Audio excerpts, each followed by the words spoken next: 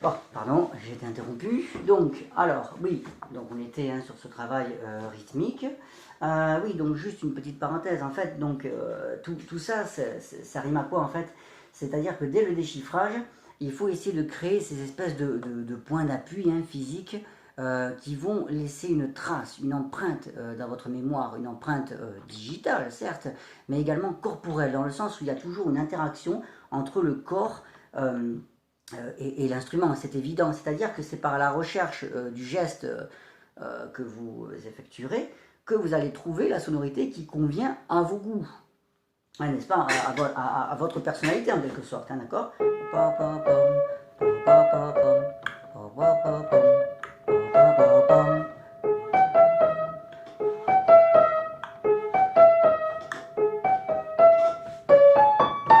Un peu plus. La, si, la, si, vous voyez, je ne regarde pas forcément. Bon, je fais cette espèce de crescendo, ouais, qui n'est pas non plus indiqué, puisqu'il est indiqué juste après. Mais on sent déjà que là, on veut se libérer de ces deux premières phrases, n'est-ce pas? Et donc, on veut vraiment entamer cette troisième phrase, ok. Donc ça, le découpage des phrases, je ne sais plus si je vous l'ai dit dans la vidéo précédente, je vous renvoie à ces notions de classicisme et de romantisme, c'est-à-dire que Beethoven était imprégné au début de sa vie, en tout cas, par tous ces principes, et même tout au long de sa vie, il a été imprégné par le passé musical. On vient d'une période classique, et donc on a des carrures de mesures, des carrures de 4 mesures pour une phrase, et après les mesures vont s'étaler de plus en plus dans la période romantique, les règles vont changer, et d'ailleurs vont quasiment disparaître à la fin du romantisme, au début de la période contemporaine, bref, ok. Tout ça c'est l'aspect historique qui est très intéressant et qui nous aide aussi à comprendre l'écriture, tout simplement. Et donc oui, ce que je voulais dire par rapport, une petite parenthèse, par rapport au goût, à la personnalité, au développement des intentions musicales et tout ça, ce qu'il faut savoir, cette fois je vérifie quand même que ça ne coupe pas, ce qu'il faut savoir c'est que, bon, on joue du piano, alors c'est là qu'on voit l'intérêt de la science, je fais une petite parenthèse, vite fait, la science nous en apprend beaucoup, c'est qu'on joue du piano avec tout son cerveau et tout son corps. La musique est une activité sensorimotrice. Je ne sais plus si je l'ai dit dans la vidéo, donc je me répète peut-être. Donc ça fait appel au récepteur sensoriel, vue, audition, toucher, et à la mobilité du corps, évidemment. Ok. La technique se définit, au piano, avoir de la technique, on dit, comme l'action dynamique, l'étude de la dynamique. N'est-ce pas, la technique statique, cinématique, cinétique. Ces termes-là seront à définir plus tard, ok, on n'y est pas encore. Ce que je veux dire, c'est que dès le déchiffrage, qu'est-ce qui se passe? Les deux hémisphères cérébraux qui ont un rôle défini en général. L'hémisphère gauche, c'est la résolution des situations problèmes, la réflexion, les connexions, la création de connexions neuronales, etc. L'hémisphère droit, traditionnellement, il est associé à tout ce qui est de l'ordre de la sensibilité, les émotions, la zone limbique, et je ne sais pas encore quoi d'autre, et tout ce qui est surtout qui relève de l'imagerie mentale. C'est là le plus important. Pourquoi? Parce qu'en fait, ce qui se passe, c'est que quand on résout un problème au piano, on ne raisonne pas seulement, ah c'est un si qui tombe avec un fa, ah non c'est pas un fa dièse, c'est un sol dièse qui tombe avec un sol dièse. Bah non, non, on fait, oui alors si, on le fait, oui certes, d'accord, parce que ça c'est le rôle de l'hémisphère gauche. Mais le plus important, c'est d'avoir toujours la vision globale du passage, de respecter toujours les intentions musicales qu'on a voulu sur ce passage. Ok, un musical ou extra-musical, c'est-à-dire qu'au piano, très souvent dans l'apprentissage, on se sert de points d'appui extérieurs à la musique. Poésie, oui, regardez lisez, tout ce qui concerne Baudelaire, Rimbaud, Verlaine et compagnie, Mallarmé, vous verrez qu'il y a eu quand même pas mal d'influences, d'interaction, c'est ce qu'on appelle la transdisciplinarité, c'est le terme exact, d'accord. La correspondance entre les arts, entre la couleur et la musique, entre la peinture et la musique, entre le théâtre, justement, on y est le théâtre et la musique, l'aspect émotion, etc. Ce sont des choses qu'on retrouve dans tous les arts finalement. Et donc c'est très intéressant d'arriver à faire des analogies, de raisonner par comparaison. Pourquoi? Parce que ça vous aide, ça aussi ça vous laisse une empreinte dans la mémoire, si bien que dès le déchiffrage, vous vous dites « Ah oui, non, non, ça je le veux comme ça je le vois plutôt sombre. » Vous voyez, des adjectifs qui ne sont pas spécialement musicaux. Ça, je le vois au contraire lumineux. Ah là, la couleur est différente. Ah, l'ambiance me plaît ici. Ah, tiens, là, il y a un coup de théâtre. Ah, tiens, il y a ceci. Vous voyez, Ce sont que des termes.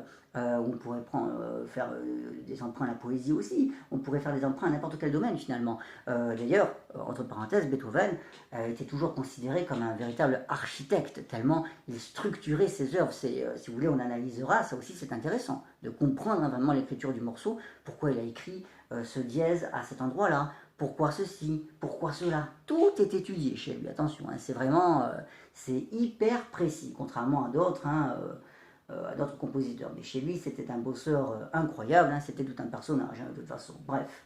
Ok, donc voilà, tout ça, l'idée, en fait, si vous voulez, c'est de créer le plus de points d'appui, on appelle ça, hein, une base de données hein, dans le cerveau. Alors, comment on fait? C'est très simple, c'est l'oreille musicale, en fait, tout simplement. Qu'est-ce qu'il faut faire?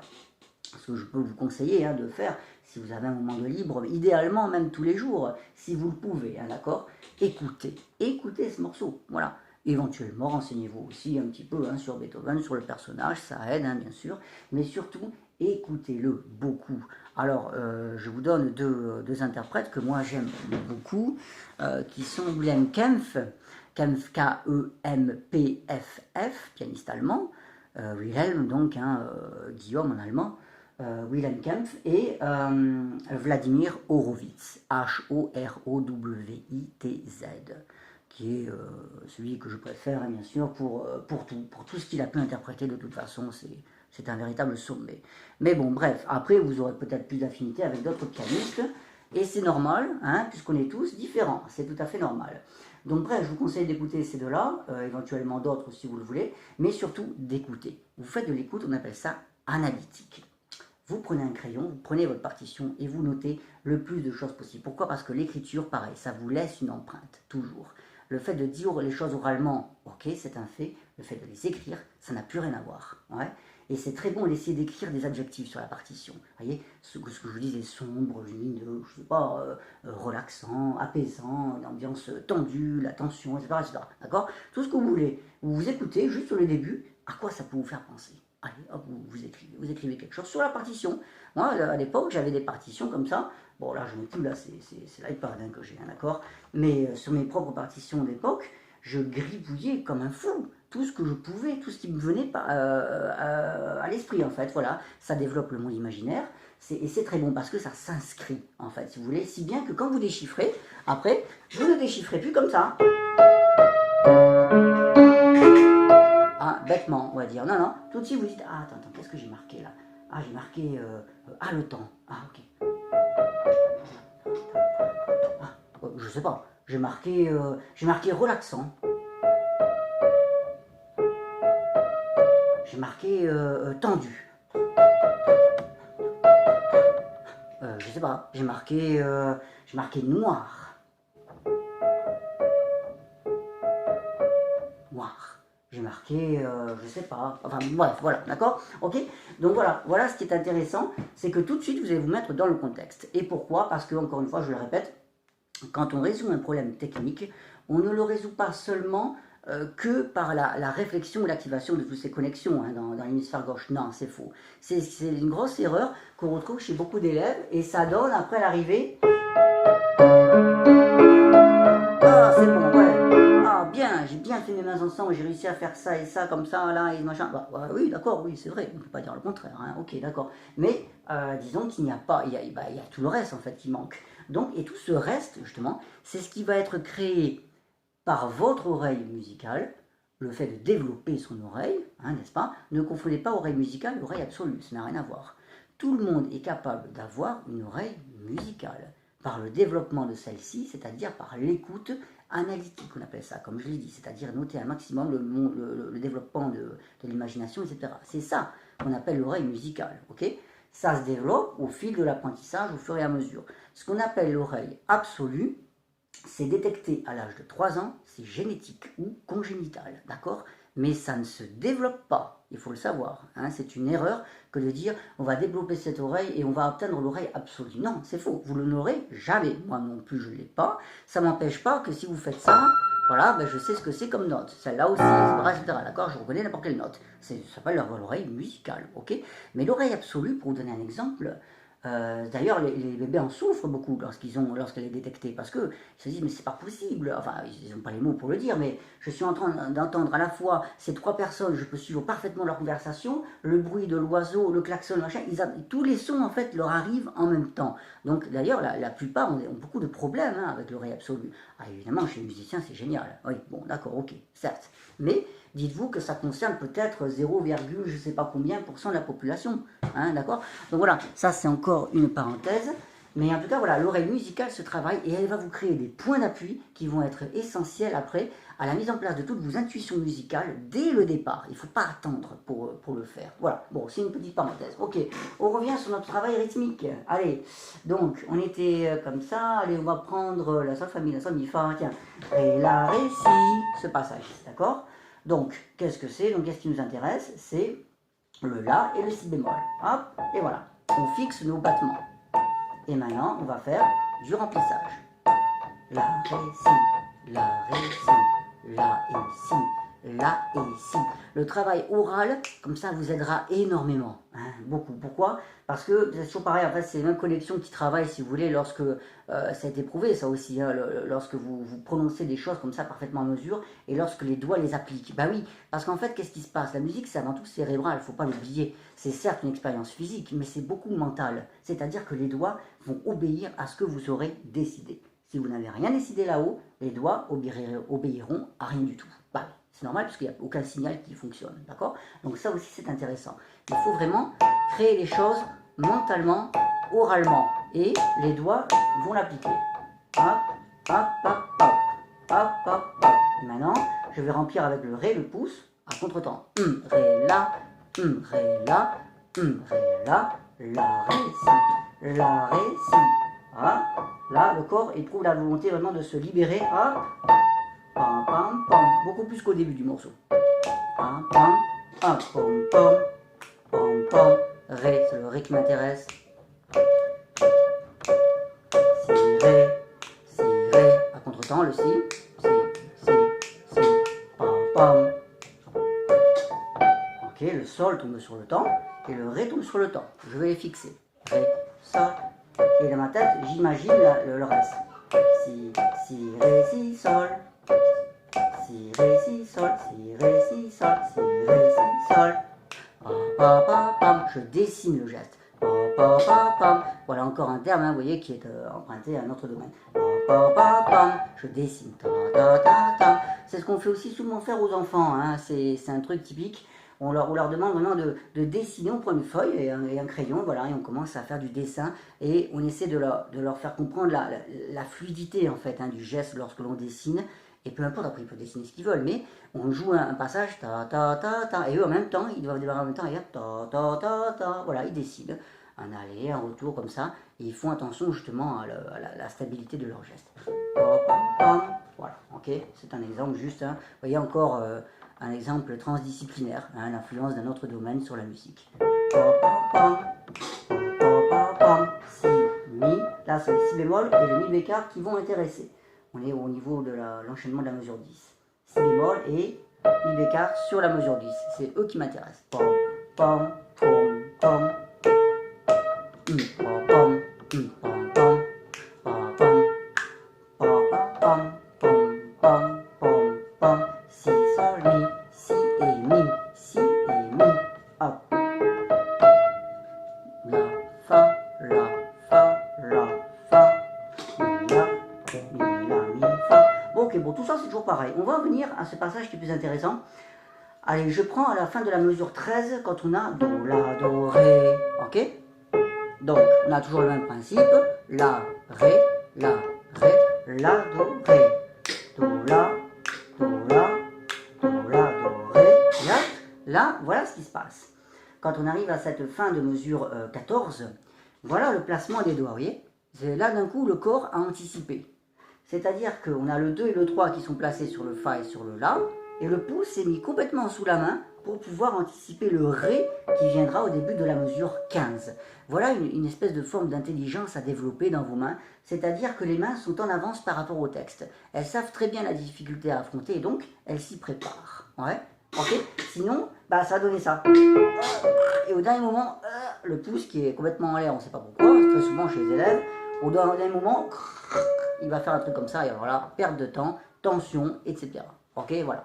Donc voilà des choses à éviter. On se remet encore sur la fin de la mesure 13. On va le jouer normalement une fois. Do, la, do, ré, Voilà. Pendant le demi-soupir, tant mieux, bon là justement, j'en profite pour, vous voyez, incliner ma main de cette manière-là. Vous voyez, ça n'a plus rien à voir. Alors que là, j'étais comme ça. C'est dans le demi-soupir, et ben voilà ce qui se passe. Hop, c'est bon. La main est prête. Le pouce est déjà placé et hop, on se replace en face. Une fois que le pouce est placé, l'avant-bras est dans le prolongement des touches. Tout est placé. On n'a plus qu'à assouplir avec nos points de repère comme d'habitude. La, ré, si. Ré, la, ré, si. Ré, fa, la, fa, ré, la, si. Ré, fa, la, fa, ré. Ok, je vais le faire peut-être sans le cahier parce que au moins ça vous permettra de mieux visualiser quand même. Donc, fa, la, fa, ré, la, si. Fa, ré, la, ré, si. Je joue uniquement les notes qui tombent sur les battements. Fa et ré et la et ré et si. Fa et ré et la et ré et si. Et à chaque fois, j'essaie de décoincer le corps de manière à ce qu'il soit souple sur ces battements. Hop, je peux répéter plusieurs fois un battement pour chercher le bon geste. Fa, la, ré, ré, ré, fa et ré et la et ré et si. Ok, bon, ça c'est bon. Alors ce que vous pouvez faire comme travail qui est très bon, c'est ça. Dans cette mesure, dans cet enchaînement entre la mesure 14 et la mesure 15, vous pouvez tenir le ré enfoncé avec le pouce. Exercice de rotation, c'est ce qui développe le plus la souplesse. Rotation autour d'un point fixe. On tient le ré enfoncé avec le pouce. D'un côté, on va faire le fa et le la, si votre main vous le permet, avec le 2 et le 3. De l'autre côté, on fait également le fa et le la, avec le 2 et le 3. On garde le ré enfoncé. Ok. Hop, hop, hop, hop, pardon. Hop, hop, hop. Le pouce est là pour soutenir, hein, n'est-ce pas, au moment où on tourne. Hop. Ok, cherchez vraiment un angle d'attaque qui vous permette d'aller jusque là. Et puis après, de vous replacer avec l'avant-bras bien en face dans le prolongement des touches. Ici, évidemment, on va être un petit peu tordu. C'est normal. Hop, hop, hop. Et là, vous allez me dire, oh, c'est horrible quand on est dans cette position. Oui.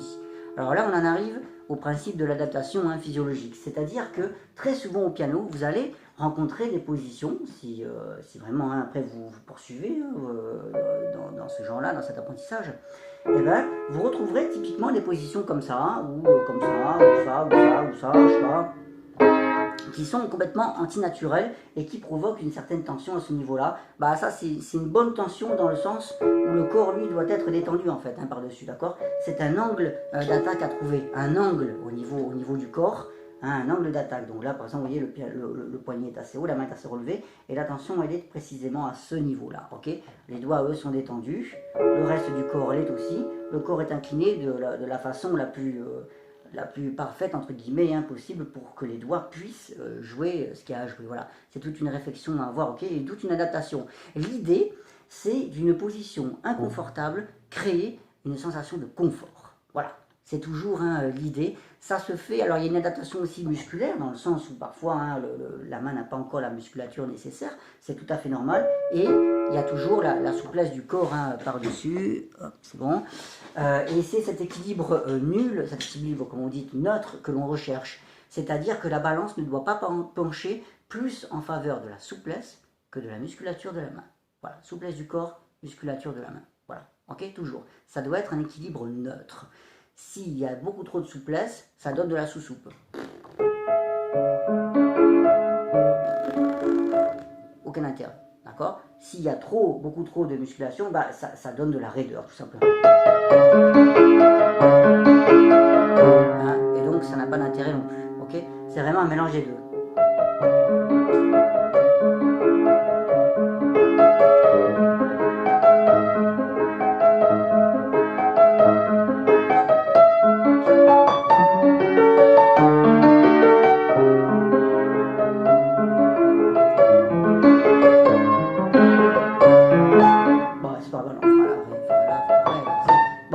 D'accord, voilà. C'est un mélange des deux qui crée une espèce d'harmonie au niveau de la sensation.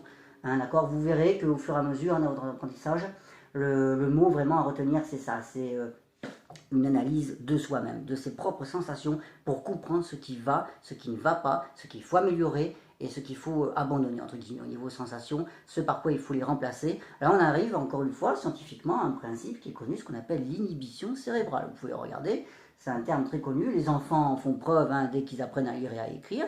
C'est le fait d'arriver tout seul, hop, tout de suite à se corriger, à se dire ah non, ça va pas, je réfléchis. C'est ce qu'on appelle aussi dans le jargon être un praticien réflexif, d'accord? Faire preuve de réflexion par rapport à ce que l'on fait, ok?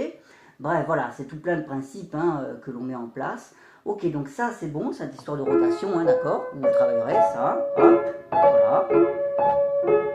Bon, ça ok. Bon, après on a toujours le même principe. Pom, pom, pom, pom, pom, pom, pom, pom, pom, pom, pom,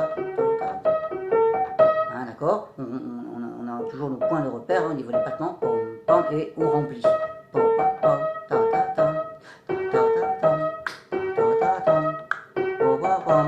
Bon, ok, tout ça, ça va. Ensuite, donc, do, la, do, ré. On va en venir à ce passage. Donc déjà, voilà, au niveau du rythme, ta, ta, ta, pam, hein, d'accord? Il n'y a pas vraiment de la, do, ré, pam, pam. Hein, très souvent, les élèves font ça. Méfiez-vous donc au niveau du rythme. Pam, pam, pam, pam, le la, la. Assez rapide et finalement, quasiment, vous pouvez penser que c'est une octave qui est arpégée. D'accord? Commencez pas à faire ça, ça. Parce que sinon, c'est pas pareil, c'est pas utile en fait. Voilà, comme ça. Ok? Donc on reprend ici, juste avant. Do, la, do, ré, et là, hop, qu'est-ce qui se passe? On se met sur le côté comme ça et la main se tasse. Voilà ce qu'on appelle la technique statique. Le corps ne participe pas. C'est digital. Ça tricote. Ok? Voilà, voilà un exemple. Hein, vous voyez, là, c'est mobile. Et hop, ça y est. On se met sur le côté et là, on laisse jouer les doigts. 4, 3, 2, 1, 3, 2, 1. Ok? Vous pouvez le travailler par accord. 4, 3, 2, 1. Vous pouvez le plaquer. Pardon. Et puis après, 3, 2, 1. Vous le plaquez aussi.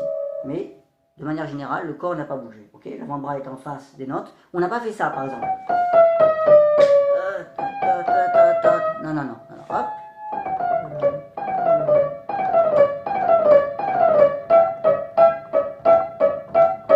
Ok? 4, 3, 2, 1. 3, 2, 1. Vous pouvez le plaquer en accord et le travailler comme ça. Vous verrez que le travail en accord, en empreinte, a un rôle très important au niveau de la mémoire à court terme, on appelle ça, d'accord? Et ça permet de stocker plus d'informations d'un coup, en fait, c'est l'avantage. Si vous vous amusez à essayer de retenir, ah, c'est quoi? C'est un sol dièse, ah, puis après c'est un sol bécard, ah, puis après c'est un fa dièse, bah, vous avez déjà grillé la capacité possible de votre mémoire courte. Alors que, si par définition, bah, qui dit mémoire de travail, mémoire de stockage, bah, dit quelque chose de très court, d'éphémère. Donc du coup, le fait d'en plaquer plusieurs, c'est vachement bien, parce que ça inclut déjà plein d'unités à l'intérieur. Ça vous fait mettre plus d'informations à la fois. Donc voilà, ça c'est intéressant. Vous voyez, dans la tête, on raisonne comme ça. Ça, ça. Voilà, on ne raisonne pas sol, sol, fa, fa, mi, ré. Non, c'est la brouille. Hop, voilà. Les doigts savent ce qu'ils ont à effectuer tout seuls, mais on a la vision globale. Pom, pom. Voilà, le cerveau, lui, va penser à ça. Pom, pom. Il va pas penser à ta, ta, ta, ta. Ça, c'est le rôle des doigts. C'est eux. Voilà, ok? On a un détachement parfois hein, du cerveau par rapport aux mains, ok? Ensuite, hop, redéplacement. Donc là, oui, ça, c'est intéressant. La main est inclinée de cette façon, et hop, voilà. Vous voyez comme ça, vous voyez? Analysez, là, on est comme ça. Hop, et voilà. D'ailleurs, j'en sais rien, je fais ça au hasard. Ouais, c'est ça. Alors, même principe. Sauf que le geste est plus grand, n'est-ce pas? C'est normal, puisque la première fois, on allait sur la. Hop. La deuxième fois, ré. Hop. Évidemment, on va tourner davantage. Ok? Pareil, la notion de déplacement hein, analysée. Et hop. Pareil, vous pouvez le travailler comme ça, en empreinte. Hop, hop, hop, hop. Alors ça dépendra des doigts que vous mettez, je sais pas, peut-être vous mettez 3, 2, 1, 3, 2, 1, j'en sais rien, je sais pas, d'accord? Moi je mets ça 4, 3, 2, 1, 2 et 1. Ok, 4, 3, 2, 1, 2, 1, 2. Parce que j'ai pas peur de mettre de poudre dans les touches noires. Hop, hop, comme ça. Donc du coup, je peux travailler comme ça en empreinte. Hop, hop, hop. Ok?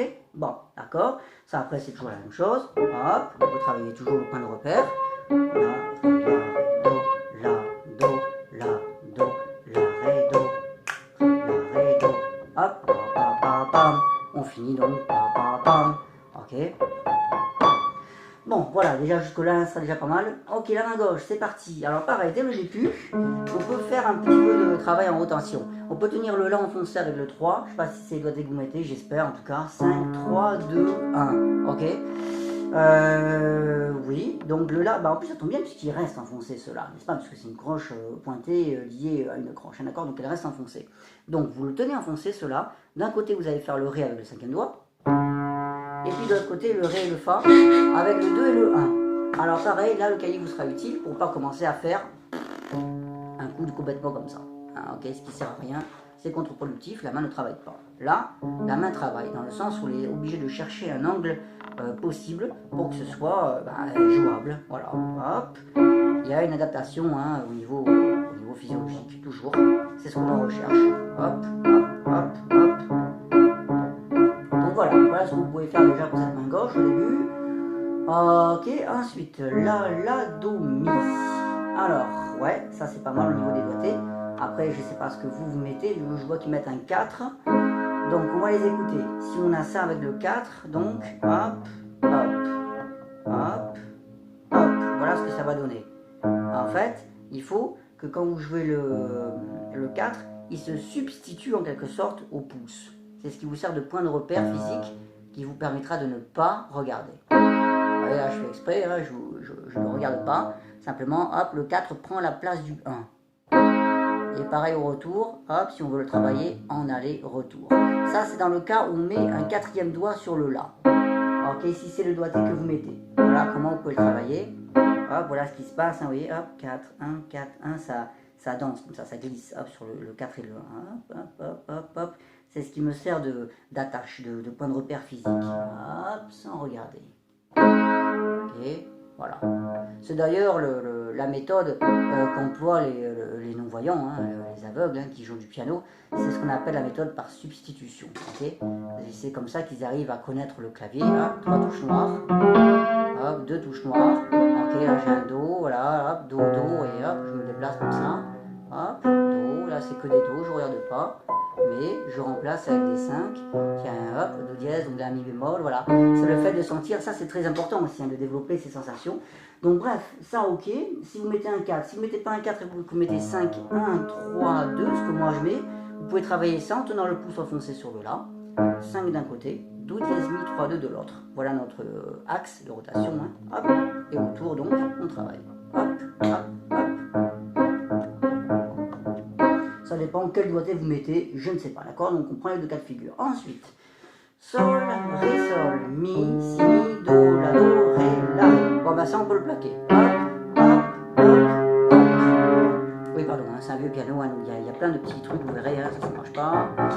Celui-là, très rigolo. Ça aussi, ça. Hein, il y a quelques petits bugs hein, sur ce piano, hein, pardon, hein, d'accord? L'année prochaine, je vais changer, j'en aurai un tout nouveau, un tout joli, un tout neuf. Bon. Donc ça vous pouvez le plaquer, Sol, Ré, Sol, Mi, Si, Mi, Do, La, Do, et enfin Ré, La, Ré, et même d'ailleurs Fa, La, Fa. Tout peut se plaquer, donc ça c'est vachement bien, on peut le travailler vraiment comme ça, en analysant les déplacements. Si un des déplacements vous pose problème, voilà comment on résout le problème, hop, en répétant en boucle l'aller-retour. Le retour nous en apprend autant, même plus que l'aller. Et par exemple là je me place donc dans cette mesure Ré, La, Ré, puis après La, Fa, La, et ben je travaille comme ça, en aller-retour, hop, et même d'ailleurs en le plaquant, parce que le travail en empreinte est toujours meilleur pour la mémoire, pardon, il structure la mémoire, hop, hop, hop, hop, ok, ensuite La, Mi, Sol, La, bon ben là, il suffit vraiment que la main soit bien placée hein, sur toutes ces notes là, à vous de trouver hein, l'angle d'attaque hein, pour que vraiment... Donc on ne commence pas à faire ça, ça, ça et ça. Pas 4 déplacements. Il faut vraiment que la main soit quasiment placée, ce qui n'est pas évident, c'est vrai, mais hop, à vous de trouver. Hop, voilà. Ok, alors là ça devient intéressant. Donc c'est la mesure 14. Ré, Ré, Fa, La, Ré. Intéressant pourquoi? Parce qu'on a une rotation, comme d'habitude. Allez, on y va. On tient le Ré enfoncé avec le pouce. D'un côté, on joue le 5, de l'autre côté, on va jouer le 3. Éventuellement, si vous avez la main assez grande, vous pouvez même rajouter le La avec le Do. Fa et La. Et hop, c'est parti. Ré, Fa, Ré, Fa.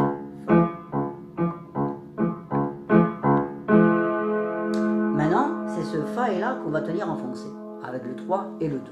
Okay. D'un côté, on va refaire notre pouce qu'on avait ici. Et de l'autre côté, l'autre pouce qui va sur le Ré. Ré, Ré, Ré, Ré, Ré, pardon. Ré, Ré. Voilà, toujours hein, cette histoire de souplesse, de passage rapide du pouce hein, qui va contribuer à l'augmentation de la vitesse. En plus, c'est ce qui vous intéresse, donc tant mieux, profitez-en. Bon, après, c'est pareil, sur la sol, mi, si, mi, do, la, do, ré, la, fa, la, mi, sol, la. C'est la même chose qui revient, vous pouvez tout plaquer, ré, fa, la, ré. Vous pouvez le plaquer aussi, ré, fa, la, ré. Alors oui, alors ça c'est toujours intéressant. Je prends cette mesure-là avec les deux mains. Là, on a le fameux tadam, le la, d'accord hein, ok, j'ai pas les numéros de mesure, je n'ai pas. Si, c'est la mesure donc 21, 22, la mesure 22. Ah, allez, on a ça. Et puis après, donc, on a un soupir. Bah, ce soupir, il est important. Il vous permet vraiment de respirer, de placer la main ici. Il annonce la couleur pour la suite. Chuchotant. Fuyant.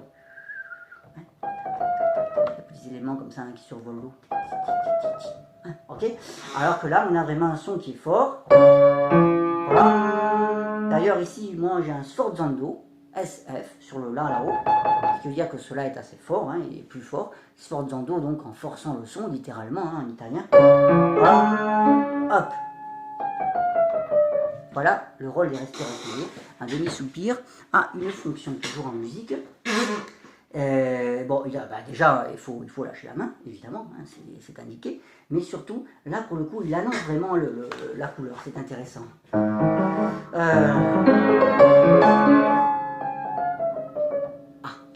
Voilà, hop, silence, et on chuchote, hop, on s'en va.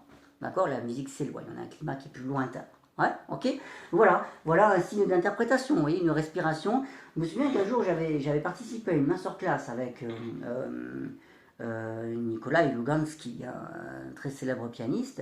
J'ai eu la chance d'avoir un cours hein, qui a duré peut-être 20 minutes seulement, hein, pas plus, hein, parce que bon, des pointures pareilles, c'était à Montpellier à l'époque. On avait un directeur qui était au top, hein, Alain Jacon, qui est le pianiste le plus diplômé de sa génération actuellement. Il a, je crois, 11 prix au Conservatoire de Paris, enfin bon, hein, bref.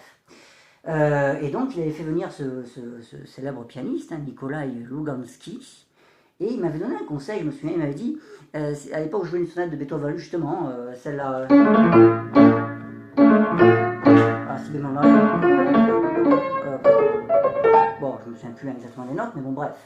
Il m'avait donné un conseil, il m'avait dit, finalement, tout ce que vous faites est très bien, il n'y a pas de problème, mais ce sur quoi vous devriez vraiment faire attention, c'est ce qu'il y a entre les notes. Et oui, entre les notes. Tout le chemin entre les notes. Vous voyez ce qu'on essaie de créer, cette histoire de gestuelle, et tout ce qui concerne entre les notes, c'est-à-dire les respirations, tout ce qui n'est pas note, c'est-à-dire tout ce qui est soupir, demi-soupir, quart de soupir, pause, demi-pause, et j'en oublie encore, hein, c'est sûr. Bref, ok, d'accord, tout ce qui est respiration. Parce que c'est là qu'on crée justement l'ambiance, qu'on crée les couleurs, qu'on crée plein de choses. Elles ont toujours une fonction, ces respirations, il ne faut pas l'oublier, d'accord? Donc bref, voilà, c'était juste une petite parenthèse là-dessus pour les mains ensemble. Ok, pour la main droite, c'est tout, pour la main gauche, pardon. Si après, quand on est dans le grave ici, il va pas... Ouais, pardon, bon, là, ouais, bon, il déconne, hein, d'accord. Simplement, donc, quand vous aurez ce passage, ici, avec la main droite qui fera do, la, do, ré, il faut vraiment entendre plus, là, c'est votre capacité hein, à timbrer cette main gauche qui va jouer hein, dans l'interprétation. Ne faites pas. Mais plutôt... Vous voyez, la main droite, je la joue, mais pas si fort. C'est la main gauche qui va vraiment être essentielle parce qu'elle a un thème qui arrive. Je ne sais plus exactement après ce qu'elle fait. La fa, ré, sol, la fa, ré. Voilà, ok. Là, on a l'idée hein, qui domine, elle est là. D'accord, il y a cette espèce de thème qui reprend le début, mais vraiment dans l'extrême grave. Vous voyez, là, c'est là qu'on voit l'aspect tempête, hein, etc. Vous pouvez imaginer tout ce que vous voulez. Mais là, c'est vraiment, ça gronde, hein, D'accord, il y a une espèce de tension interne hein, qui revient très souvent chez Beethoven.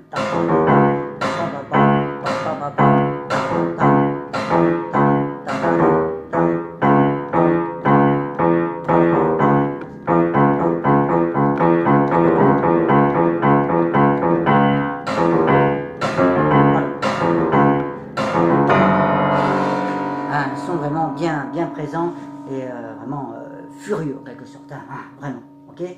Il y a plein de sentiments, hein, comme vous le disiez, il y a une grande richesse de sentiments dans sa musique, hein, contrairement à d'autres compositeurs chez lui, hein, tout y passe. Hein. Ok, voilà ce qu'on peut dire pour l'instant. Donc voilà, vous voyez, j'ai fait exprès hein, de ne pas forcément le jouer vite pour l'instant, ni même mains ensemble. Bon, vous pouvez très bien le faire, c'est pas un problème, hein, d'accord. Mais voilà, tout ça pour vous dire que tout se crée dans le travail lent, toutes les idées. Hein, ok, après vous pouvez très bien faire ça mains ensemble.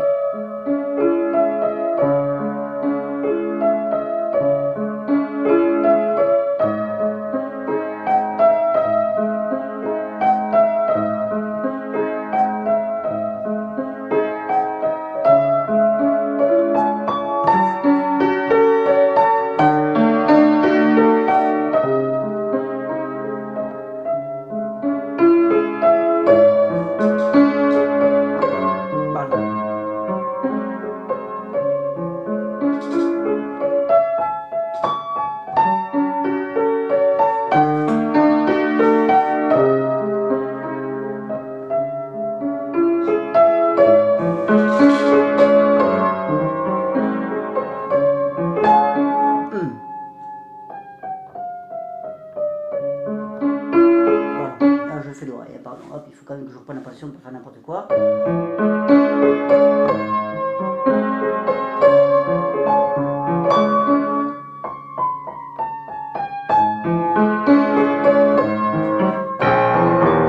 voilà. Ok.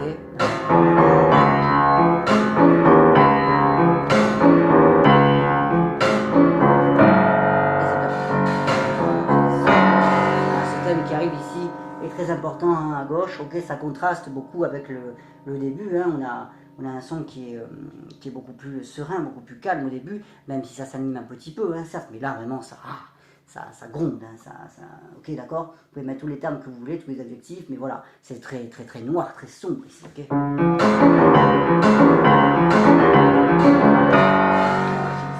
mais bon, voilà, ok, ouais, d'accord, ok, bon, d'accord, ok, voilà pour l'instant, hein, on va s'arrêter là. Voilà, donc avec les deux mains, bah, vous pouvez toujours refaire les mêmes points de repère, hein, comme ça. Qu'est-ce qu'on pourrait faire? Il faut essayer d'imaginer un peu. Hop. Tiens, voilà. Tiens, voilà. Voilà, bah, ça vient, vous voyez, comme quoi, c'est toujours pareil, quoi, dans l'apprentissage musical, après on essaie de faire preuve de créativité dans les méthodes, en fait. J'ai à peu près appliqué la même chose avec des accords. J'ai plaqué la, ré et fa, je fais le mi tout seul et le ré. Pam, pam, pam, pam, pam, pam, pam, pam, pam, pam, pam. Le ré tout seul, et puis après je plaque ré fa, exactement ce que j'ai fait en fait à gauche hein, dans ma méthode, en tenant le la enfoncé. Hop, et je rajoute la main droite. Hop.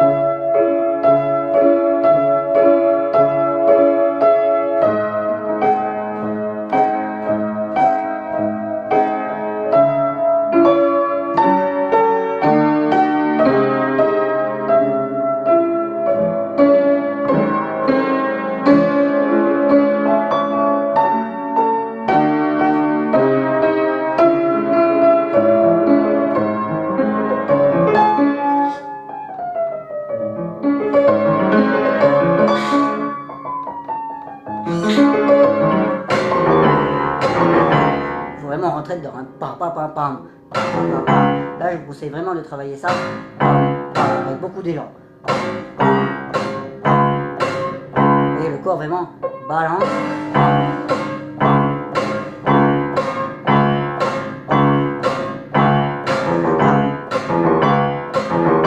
Et je remplis après un par-dessus. Si c'est pas bien coordonné, vous pouvez très bien faire ça au fur et à mesure.